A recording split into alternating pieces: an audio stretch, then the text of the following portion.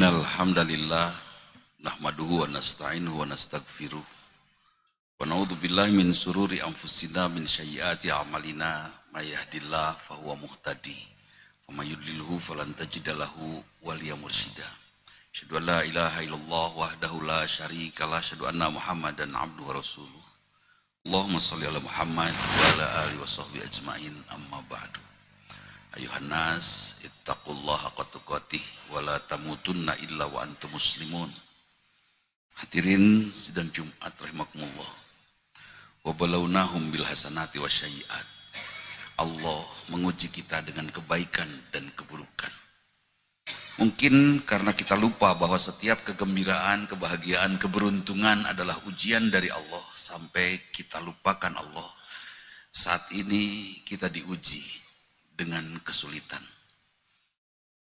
Dan setiap ujian harusnya menghasilkan ilmu atau meningkatkan iman. Jangan ujian itu berlalu begitu saja.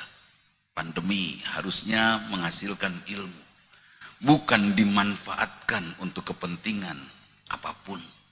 Harus menghasilkan ilmu. Dari pandemi juga harus menghasilkan iman. Karena kita tahu, kapan lagi kita memiliki kondisi hati yang terhimpit, kecuali saat ada kesulitan, dan saat itu saat yang tepat untuk kita mendekatkan diri kepada Allah Subhanahu wa Ta'ala. Seyogianya pandemi ini sudah selesai 3-4 bulan yang lalu. Tetapi banyak sekali kecurangan, kebohongan, bahkan pada diri kita muslimin. Kecurangan, kebohongan yang memanfaatkan pandemi sebagai alat politik. Dan kita muslimin pun tidak tergugah oleh pandemi ini. Seharusnya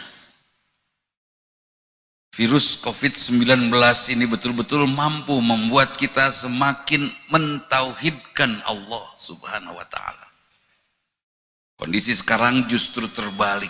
Kita semua takut mati oleh COVID-19. Padahal demi Allah, COVID-19 tidak mematikan. Yang mematikan kita adalah tugas Israel mencabut nyawa kita. Bahkan Israel pun tidak sanggup mencabut nyawa kita ketika belum masuk ke dalam waktu kematian. Israel tidak berani mencabut nyawa kita. Harusnya COVID ini sudah hilang. Kalau dari musibah ini tauhid kita semakin meningkat. Seperti apa tauhid itu? Qul huwallahu ahad. Sampai kita mampu mengatakan tidak ada Tuhan selain Allah. Sudah, itu. Allahus samad. Warna hidup kita hanya Allah saja. Kita tidak diwarnai oleh yang lain. Tidak partai politik, tidak pemahaman politik, tidak urusan dunia, tidak dagang, tidak apapun yang mewarnai hidup kita. Warna hidup kita hanya Allah saja. Seandainya bertolakan dengan Allah, kita tinggalkan. Hanya itu, hadirin. Kita akan meninggal. Cepat atau lambat akan meninggal. Kita akan mati. Kenapa kita membiarkan diri kita diwarnai oleh sesuatu yang lain? Allah saja. Kita dilahirkan hidup untuk ibadah. Seyogianya kita pun mendidik anak-anak kita. Pendidikan pertama kepada mereka adalah ibadah. Bukan mengajarkan piano atau olah vokal, bukan. Banyak anak-anak kita diajarkan piano, olah vokal. Sepertinya akan membuat rumah kita menjadi gereja. Nauzubillah min dzalik. Silakan belajar keterampilan itu. Tapi yang pertama yang harus diajarkan adalah ibadah. Entah apakah kita akan sanggup menjawab pertanyaan malaikat nanti. Kenapa anak-anakmu tidak mampu beribadah? Karena saya lupa mengajarkan ibadah. Nauzubillah min dzalik. Karena warna hidup kita duniawi. Allahus samad. Hari ini kita ikrarkan hanya Allah yang akan mewarnai hidup kita. Kenapa hanya Allah yang akan mewarnai hidup kita? Karena lam yalid wa lam yulad. Allah itu tidak dipengaruhi oleh anak, juga tidak dipengaruhi oleh orang tua. Allah tidak dipengaruhi oleh keluarga, karena Allah qiyamuhu binafsi, hadirnya sendiri. Wahdaniyah, hanya satu, tidak ada yang lain.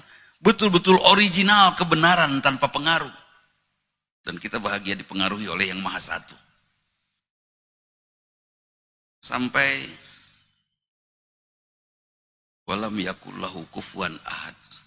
Kita tidak akan mensejajarkan Allah dengan apapun. Tidak akan mensetarakan Allah dengan apapun. Tidak akan musyrik. Sebut saja kalau khatib disogok. Tolong dukung calon kepala daerah ini. Dan khatib tahu bahwa dia tidak baik. Khatib tahu bahwa dia akhlaknya buruk. Bahkan cenderung tidak baik kepada umat Islam. Kemudian khatib disogok dengan uang miliaran. Tolong kampanyekan adik saya, misalnya seperti itu. Walam yakullahu kufuwan ahad. Tidak. Kepentingan Allah jauh lebih penting daripada uang yang besok lusa akan khatib tinggalkan. Tauhid harus hadir. Hadirin. Bagaimana menghadirkan tauhid ini? Rasulullah mengatakan bahwa mengucapkan kalimat ini sangat baik. Khatib berusaha mengucapkan kalimat ini berulang-ulang setiap hari. Subhanallah, alhamdulillah, la ilaha illallah, Allahu akbar. Sampai hadir makna, Masya Allah, subhanallah, Allah maha suci. Tidak boleh ada yang menghukum Allah dengan kata-kata Allah tidak suci. Suatu saat seorang sarjana di Rusia mengatakan Tuhan sudah kalah. Sesaat setelah mengatakan Tuhan sudah kalah, Chernobyl bocor. Dan mereka gelagapan menghadapi penyelesaian Chernobyl yang bocor saat itu. Tidak boleh kita mengatakan Tuhan sudah kalah. Atau menghukumi Tuhan karena semesta ini milik Allah. Dan kita secara individu pun diciptakan oleh Allah. Dan tidak pernah Allah lepaskan, tetap kita milik Allah. Subhanallah. Allah maha suci. Di mana kesucian Allah? Sampai kita mampu mengucapkan kalimat Alhamdulillah setelah kita tahu Allah maha suci. Dan kenapa kita ucapkan Alhamdulillah? Karena semua yang Allah anugerahkan kepada kita baik untuk kita. Allah titipkan semesta ini.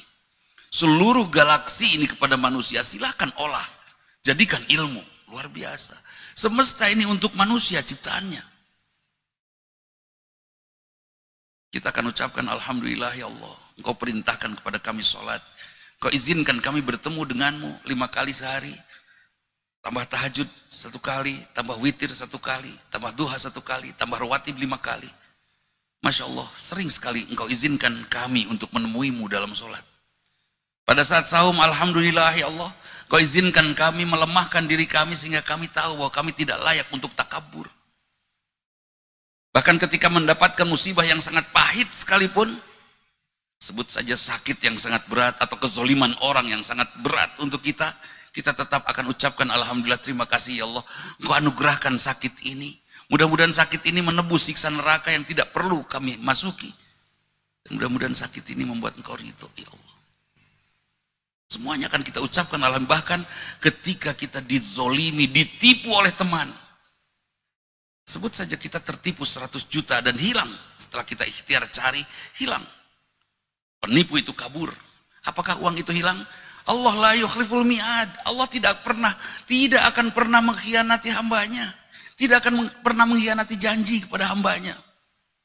Mungkin dari sisi uang 100 juta itu hilang. Tapi insya Allah, dia yang menipu kita akan kehilangan hidup lebih dari angka 100 juta. Sakit dengan harga yang mahal. Kebahagiaan yang hilang dan seterusnya. Dan kita yang tertipu setelah ikhtiar dan ikhlas, Allah akan ganti 100 juta dengan kebahagiaan, kesehatan yang mungkin nilainya lebih dari 100 juta. Allah tidak akan pernah khianati kita. Saat ini mungkin ada umat Islam yang merasa dizolimi oleh kondisi sekarang ini. Silakan zolimi kami, silakan siksa kami dengan kezoliman itu. Allah akan menebusnya. Pasti. La yukhliful mi'ad. Alhamdulillah. Setelah kita ucapkan Alhamdulillah, Allah maha besar, Masya Allah. Segala puji bagi Allah. Kita puji terus Allah karena semua anugerah yang Allah berikan kepada kita betul-betul memberikan manfaat yang besar untuk kita. Dari sisi ibadahnya, dari sisi kesehatannya, dari sisi nasihat untuk diri kita. Masya Allah. Tugas kita itu kan ibadah. Dan hasil daripada ibadah itu bukan selesai sholat, bukan. Hasil daripada ibadah saum itu bukan Idul Fitri, bukan. Tapi Akhir daripada ibadah adalah akhlak mulia yang hadir dari ibadah itu sendiri. Makin soleh kita. Subhanallah, alhamdulillah, sampai kita mengucapkan karena begitu mengagumkannya Allah, la ilaha illallah, tidak ada Tuhan selain Allah. Kita akan akui itu. Kapan? Setelah kita tahu persis bahwa Allah ini hebat dan sangat baik untuk kita, seperti surat 1 ayat 1. Bismillahirrahmanirrahim. Allah pengasih, penyayang. La ilaha illallah. Hadirin, ada ajakan dari Rasulullah, lakinu mautakum, talkinkan orang yang akan meninggal di antaramu. Ada ulama yang bingung menentukan kapan kematian itu datang. Kemudian kapan mentalkinkannya, kan kematian itu gaib. Akhirnya ada yang mentalkinkan jenazah di makamnya ketika dikubur. Sudah sampai di liang lahat, dibaringkan, baru ditalkinkan di sana. Ada juga yang ditalkinkan pada saat sakit keras di ujung kehidupan. Padahal itu belum tentu dia sedang menghadapi kematian. Jadi di mana kapan kita harus mentalkinkan orang yang akan meninggal? Sekarang, karena kita akan meninggal. Talkinkan diri kita sekarang, kenali Allah, kagumi Allah oleh kita sekarang, sehingga pada saatnya kita menghadapi syakaratul maut, kita sudah berada pada posisi rindu bertemu dengan Allah. Dan beratnya syakaratul maut seperti yang dialami Bilal bin Rabah. Dihimpit batu, diajak murtad oleh Abu Jahal, dan Bilal bin Rabah terus mengucapkan kalimat Allahu Ahad, Allahu Ahad. Sampai bergumam dalam hatinya, ya Allah, angkat batu ini. Dan diijabah oleh Allah, didatangkan Abu Bakar menebus Bilal. Diijabah doanya. Mampukah kita menghadapi syakaratul maut seberat Bilal? Dihimpit oleh sesak dan berat. Dan sanggupkah kita tetap mengingat Allah? Allahu Ahad, Allahu Ahad. Sulit. Caranya, lakinu mautakum. Belajarlah dari sejak hari ini untuk mengenali Allah. Sampai kita mengucapkan kalimat la ilaha illallah itu dengan keyakinan, betul, tidak ada Tuhan selain Allah. Seperti seorang istri yang kagum kepada suaminya, atau suami yang kagum kepada istrinya. Dari jauh dia akan mengatakan untuk pasangannya, only you, hanya engkau Pak, hanya engkau Ma, tidak ada yang lain. Begitu rasa kagum kita kepada Allah. Kalau sudah kagum, maka kita akan mampu mengucapkan kalimat Allahu Akbar, Allah Maha Besar. Sudah, kalau kita sudah menyatakan Allah Maha Besar dan itu hadir, yakin hadirnya dari jiwa kita, sudah tidak akan terbeli lagi keyakinan kita. Mau mendukung calon kepala daerah yang ngaco dengan bayaran yang mahal, tidak, Allah Maha Besar. Ketika ada ajakan maksiat dengan kenikmatan yang luar biasa, tidak, kenikmatan yang diberikan oleh Allah yang Maha Besar di surga jauh lebih dari ini. Saya tidak akan mengorbankan kenikmatan besar nanti dengan kenikmatan kecil hari ini. Kita akan katakan Allahu Akbar sebagai pendirian. Sudah tidak mudah terbeli lagi. Bahkan nanti kita akan merasakan betul bagaimana yang benar itu jelas benar, nampak adanya, dan yang salah itu jelas salah, jelas terlihat. Sehingga kita mudah mengikuti yang benar dan meninggalkan yang salah. Hadirin sidang Jumat rahimakumullah. Mari kita tepis pandemi sekarang ini dari kehidupan kita dengan tetap menjaga protokol kesehatan tentunya. Untuk apa? Kan tidak mematikan, ya. Agar ibadah kita tentram. Tidak ibadah dalam keadaan sakit. Mungkin kita terpapar positif COVID-19, sakit kita, tapi tidak mati. Kita tetap wajib ibadah.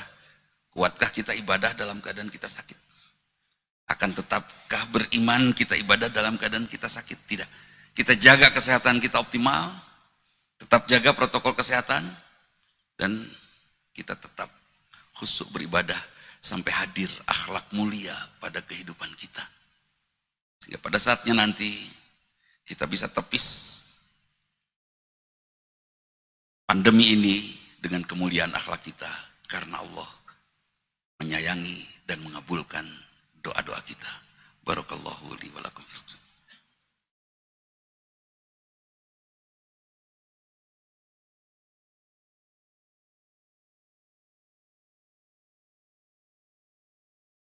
Alhamdulillah, syahadu la ilaha illallah wahdahu la syarikalah, syahadu anna Muhammadan abduhu wa rasuluh. Allahumma sholli ala Muhammad wa ala alihi wa sahbihi ajmain, amma ba'du. Hadirin sedang Jumat rahimakumullah.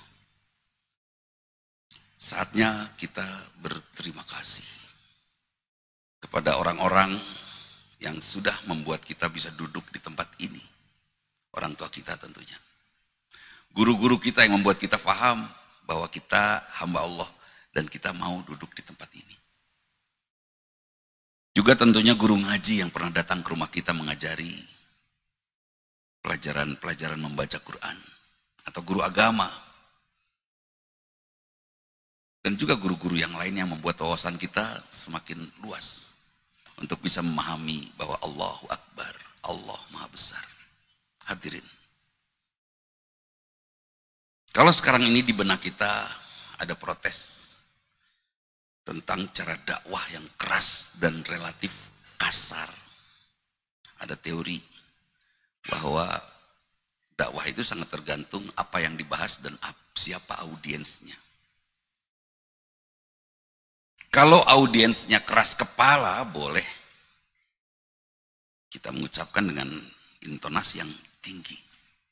Dan untuk semua maksiat tolong sampaikan dengan bahasa yang seadanya.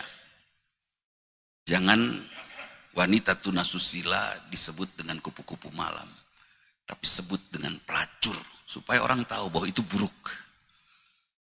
Jangan orang yang mencuri uang negara disebut dengan koruptor, tapi sebut maaf, bangsat, karena itu buruk. Supaya orang tahu, supaya orang menghindar dari keburukan itu. Tapi kalau istilahnya masih baik, bahkan cenderung istilahnya gaya, orang bisa melakukannya.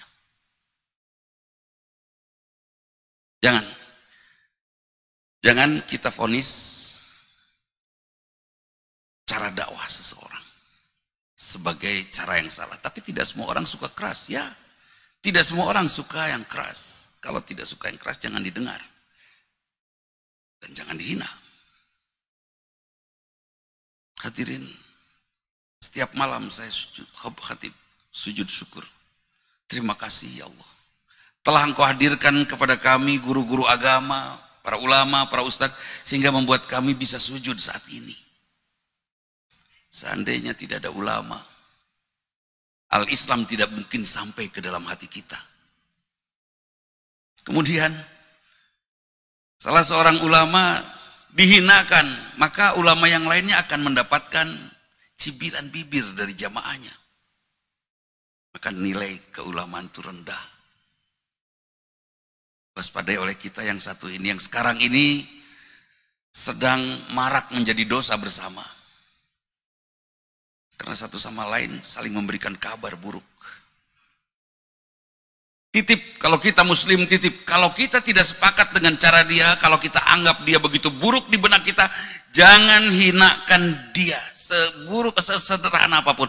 Jangan hinakan ulama, jangan katakan dan jangan dikabarkan, sekecil apapun. Ingat, laknat dari Allah untuk mereka yang menghinakan ulama. Sebut, ulama itu salah. Saudara-saudara kita Salafi pernah mengatakan, demo itu haram. Kalau penguasa melakukan kesalahan, jangan demonstrasi, datang dan nasihati. Itu dalam kondisi umat Islam yang minoritas, tapi kalau sudah mayoritas beda lagi mungkin, wallahu alam. Tapi seperti itu pendapatnya. Penguasa saja tidak boleh dipermalukan menurut Salafi. Kenapa harus ulama yang dipermalukan? Tidak mungkin orang benar 100%, pasti ada salahnya. Titip. Ini titip, siapapun termasuk guru ngaji yang datang ke rumah kita, mungkin dia memiliki kesalahan, termasuk mungkin marbot masjid yang ada di sekitar rumah kita, mungkin dia melakukan kesalahan. Jangan hinakan mereka, datangi, tegur langsung. Apalagi di media sosial kan, titip supaya hidup kita berkah. Entah siksa apa yang akan Allah berikan pada orang yang menghinakan ulama. Khatib tidak ridho kalau ada seorang saja muslimin hanya gara-gara berseberangan paham, dia harus mendapatkan siksa dari Allah karena dia menghinakan ulama. Kalau tidak sepakat, jangan bicara. Kul khairan aulitasmut. Titip. Hadirin, dalam khutbah kedua ini khatib mengingatkan pada diri khatib sendiri. Mari bersyukur pada orang-orang yang pernah berjasa kepada kita. Orang tua kita, guru-guru kita, para ulama. Tanpa mereka, al-Islam tidak pernah hadir. Bahkan jauh lebih dari itu, Indonesia tidak akan pernah merdeka.